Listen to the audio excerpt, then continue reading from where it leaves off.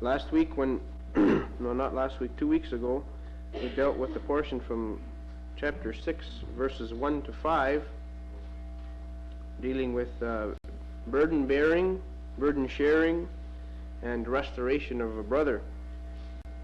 And this week I'd like to continue from verses 6 to verse 10. But before I get into that, I think it's very important for us at this stage to get into a little bit of the background of what exactly was going on with the churches of Galatia. Paul had ministered to them, and many of them hadn't gotten saved.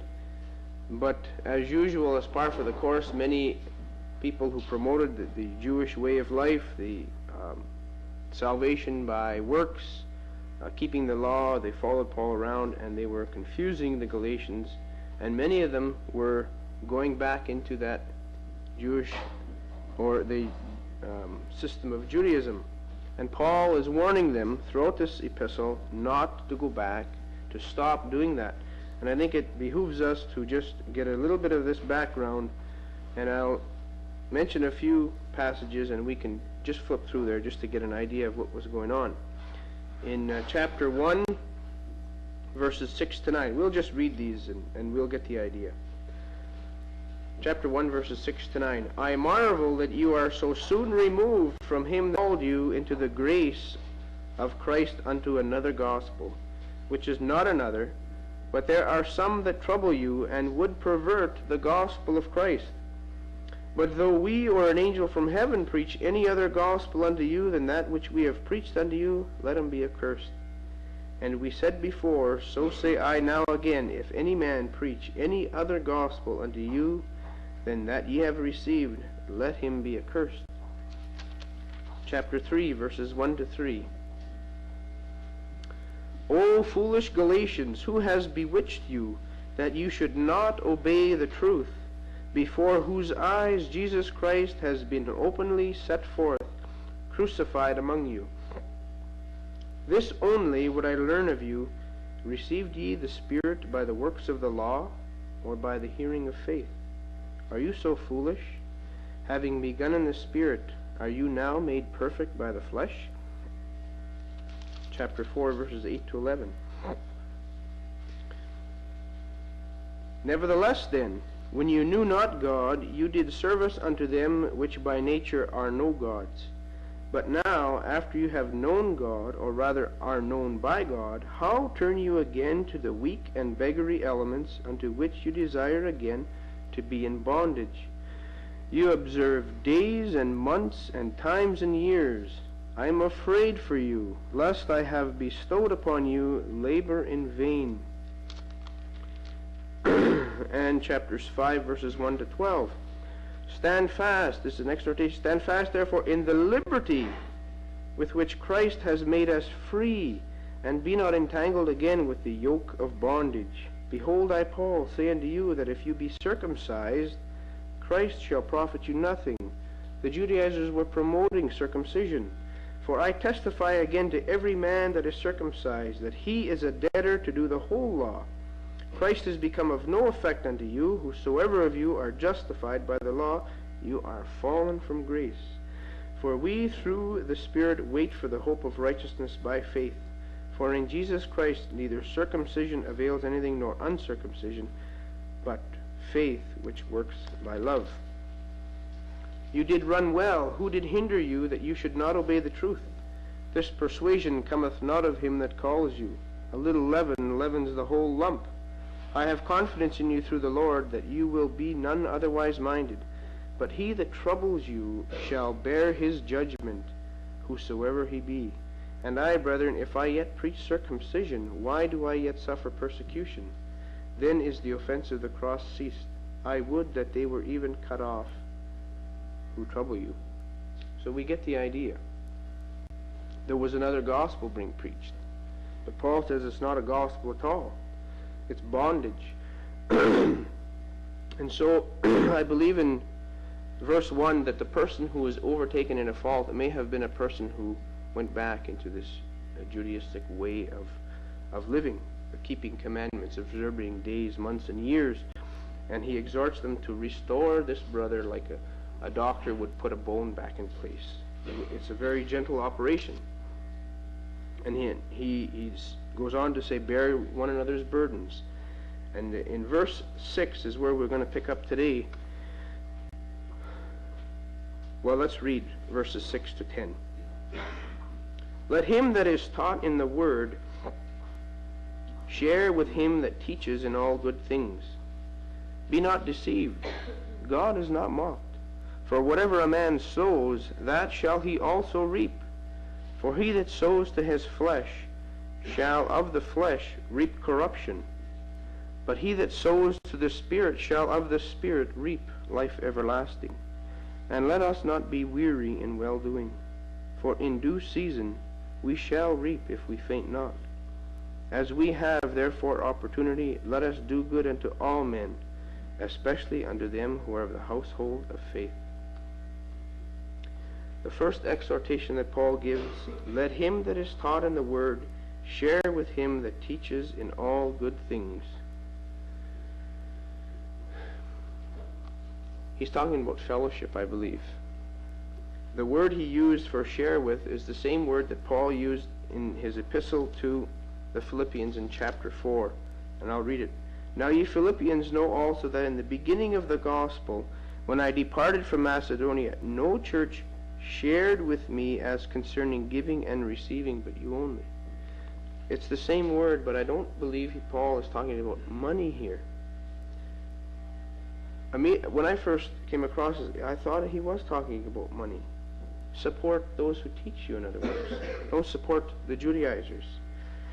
But I think he's talking about fellowship. Listen, don't fellowship with those. Fellowship with your teachers who are teaching you the word in all good things. From the very beginning of the church, fellowship was important. And if you ever want to be encouraged, you need fellowship. In Acts chapter 2, the beginnings of the church, they continued steadfastly in the apostles' doctrine and fellowship.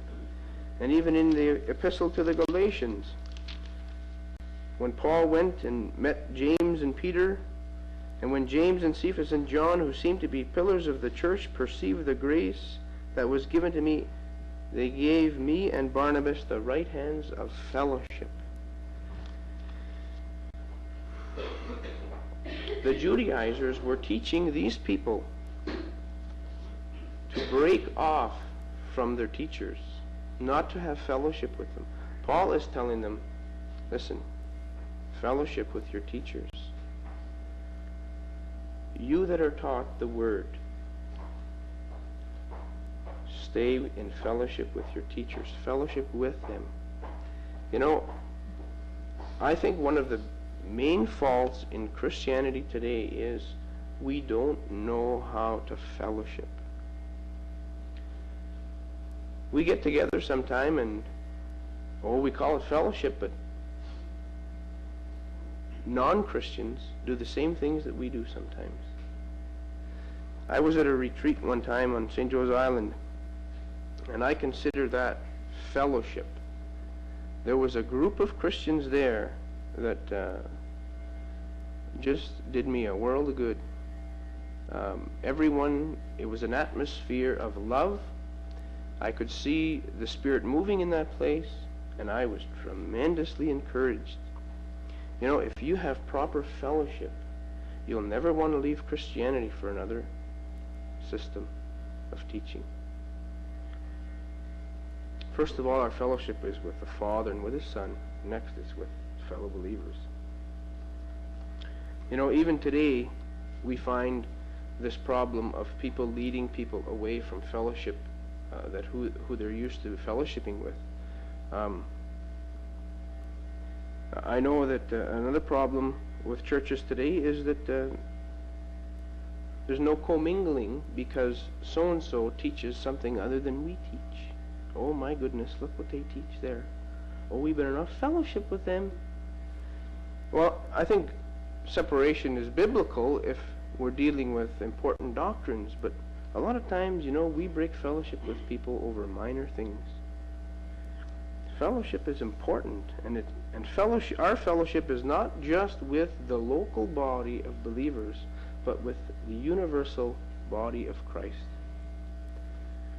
You know what? We are missing the boat sometimes if we stay huddled in a small group and say, we can't have fellowship anywhere else. Hey, Christ's body is big, and we're robbing ourselves if we're not having fellowship. And these people are exhorted to have fellowship with him that teaches, because if you do, you're not going to leave like those other ones in verse 1 that need to be restored. I believe that's what he's saying here. You throw one stick in the stove back there, and it's going to go out in an awful hurry. But if you throw a cord of wood in that stove, it's going to last for a long, long time. One stick burns out fast, just like one Christian by himself will burn out fast. But a whole bunch of them together will last a long, long time. Yeah, I don't believe that he's talking about finances here, because from verses 1 to 5, there's no mention of it at all. And another reason I don't is because the Judaizers had a thing about Paul that they were accusing him of commercializing his ministry. They were saying that he was gaining followers for monetary purposes. And if he was telling these people to share with or to support him that teaches, well, see, Paul was a teacher. And I don't think Paul wanted to be accused of commercializing his ministry at this point.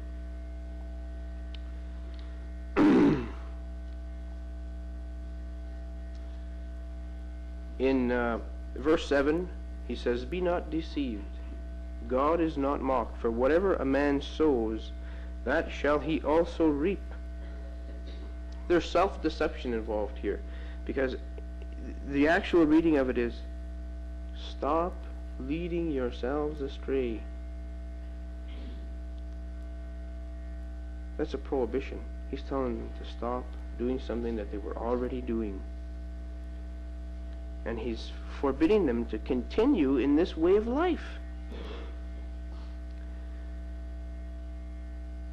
How can a person lead themselves astray?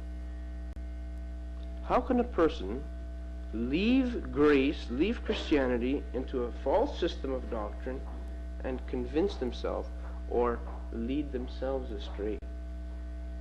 Well, I think we have a lot of people like that today. And the word is sincere. Oh, hey, they're so sincere. I believe these people thought, or these people could say to themselves, well, it really doesn't matter who we're following or what we're doing. We're sincere about things. Doesn't matter where we sow our seed, we're sincere. That's self-deception. And Paul was saying, stop leading yourselves astray.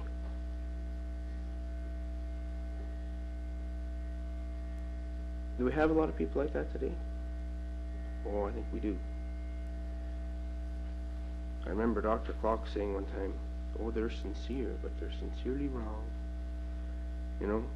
And it's true.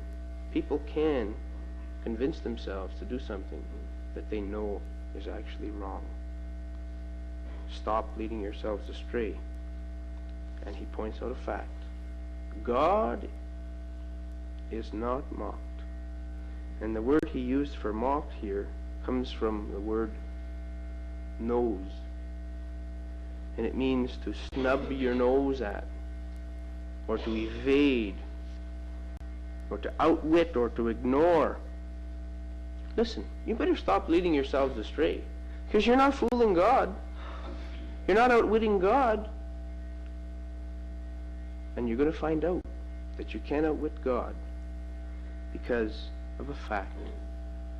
Whatever you're sowing, it's going to reap something, and you're going to find out. You can't fool God. You cannot reap a harvest different than what you've planted. You can't reap cucumbers from beans. It's not going to happen. You cannot. Stop deceiving yourselves. Stop leading yourselves astray.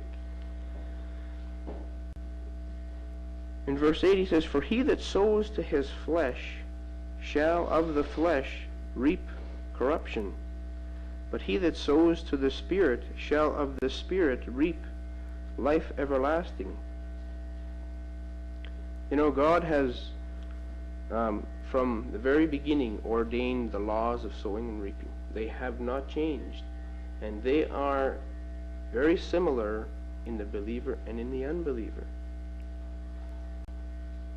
If God had not ordained the laws of sowing and reaping, this world, this universe, would be in total chaos. Can you imagine a farmer who makes his living selling his crops, and he goes out and he plants rows and rows and rows of corn on St. Joe's Island, and up come peanuts, or up come watermelons.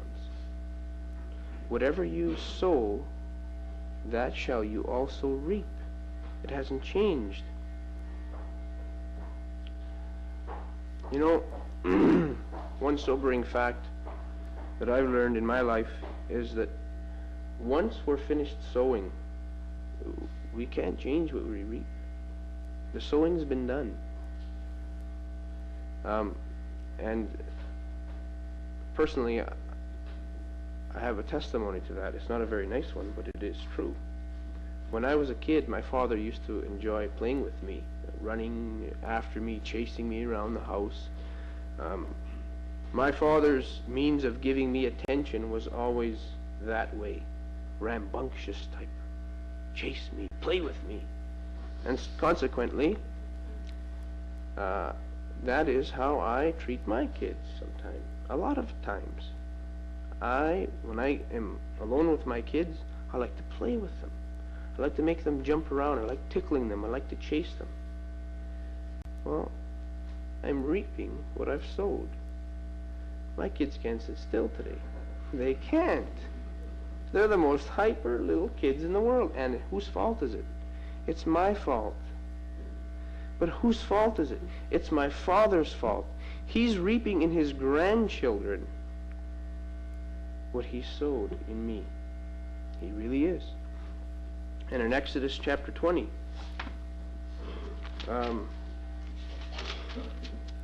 God says, "Thou shalt not bow down thyself to them," carved images, "nor serve them." It's 20 verse 5. "For I, the Lord thy God, am a jealous God, visiting the iniquity of the fathers upon the children unto the third and fourth generation of them that hate me." We reap what we sow, generation after generation. We got to be careful. You know, everything we do in life is either an investment in the spirit or in the flesh, verse 8 says. You can either sow on two soils, flesh or spirit. And everything that we sow cannot be changed. It will reap.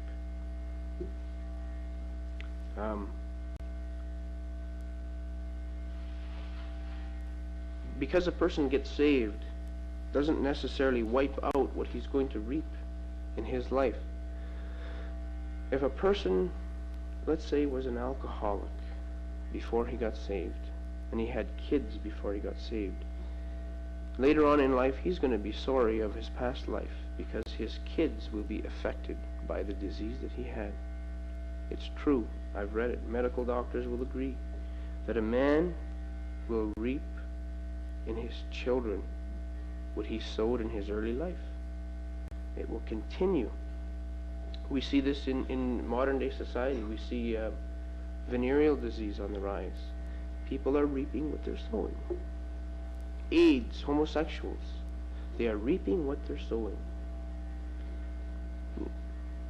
Paul gives us a good testimony of sowing and reaping in 2 Timothy chapter 4. Verses 6 to 8.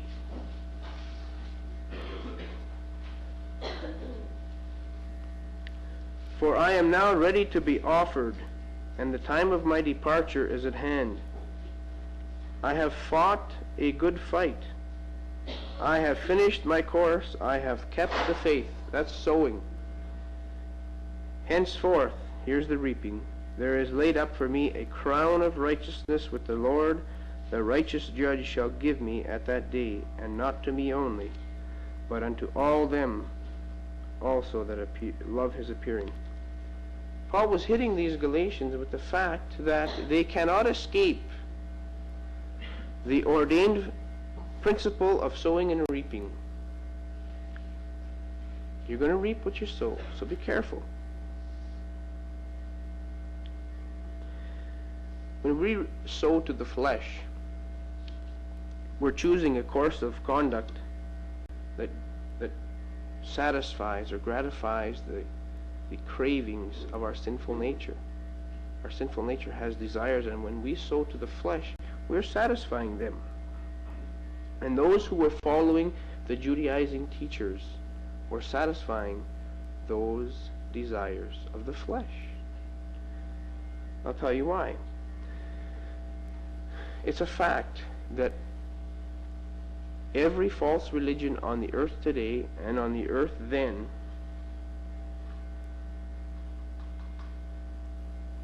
appeals to the fallen nature, and that there is a basic instinct in man for worship. Can you believe that? Man has a basic instinct for worship. I had a friend that went north in the Northwest Territory somewhere to work with Indians, native Canadians, some of them who had never heard the gospel. And he came back with stories that he told me. You know, they worship. They worship, but they don't worship the true God. But there is something inside man that makes him want to worship something higher than him. They worship the spirit world. You take the Zulu warriors from New Zealand. They're a vicious people, but they worship. They do all kinds of dances around and everything. They worship. Man has an instinct for worship. And these Galatians that were following the Judaizing teachers were satisfying the flesh. Judaism stresses the salvation by works. You must be circumcised, you must do this, you must do that. And any system that promotes a works basis for salvation does not glorify God, but it glorifies man. It puts man on the pedestal. I did it. I did it. And Paul says, listen, stop leading yourselves astray. You're going to reap what you sow. And we can take heed to these words too. Are we sowing to the flesh or to the spirit? The flesh and the spirit are opposite. In chapter 5, verse 17, Paul says, the flesh lusts against the spirit, and the spirit against the flesh, and these are contrary one to the other.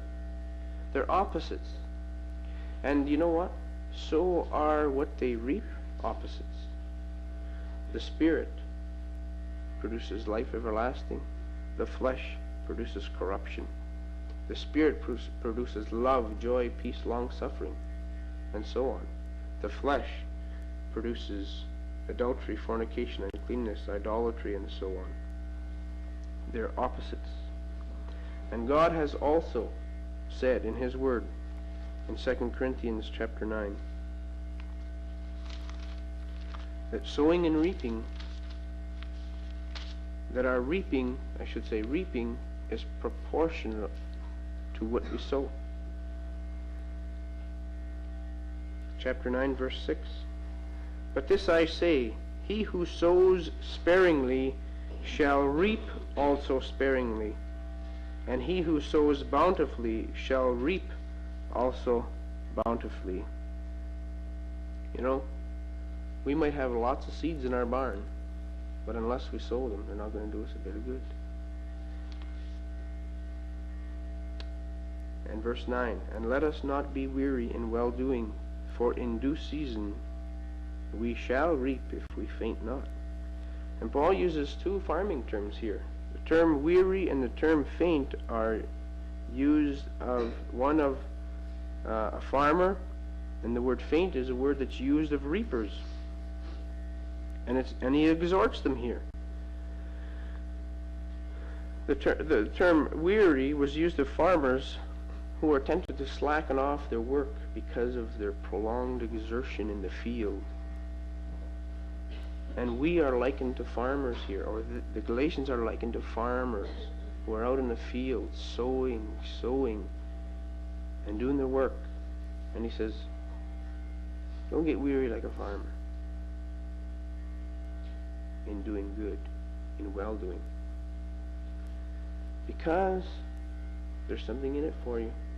In due season, in God's appointed time, we are going to reap if we faint not. And the word faint is a word that's used of reapers overcome by the heat and toil.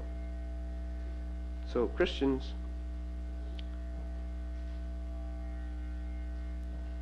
don't get weary in well-doing, because we're going to reap a harvest that we've planted to the Spirit. And he says in an exhortation, as we therefore have opportunity, let us do good unto all men, especially unto them who are of the household of faith. You know, I think most of us could say to this verse, well, I haven't done anything good today because I haven't had opportunity. But you know, this verse leaves it open that we can look for opportunities to do good. You know, that's the sign of a good Christian. And a good Christian isn't the one who looks for opportunities. A good Christian is the one who looks for opportunities to do good, and he does good. You know, my wife and I are a real great team for this. She's always the one looking for me to do good things. Hey, Paul, the neighbor is going to put in a pad for his chimney there, and he's going to have to dig a hole 6 feet down. Why don't you go over and help him? Well, see, she's got the right idea. She's looking for opportunities to do good. But it's me that's got to do good.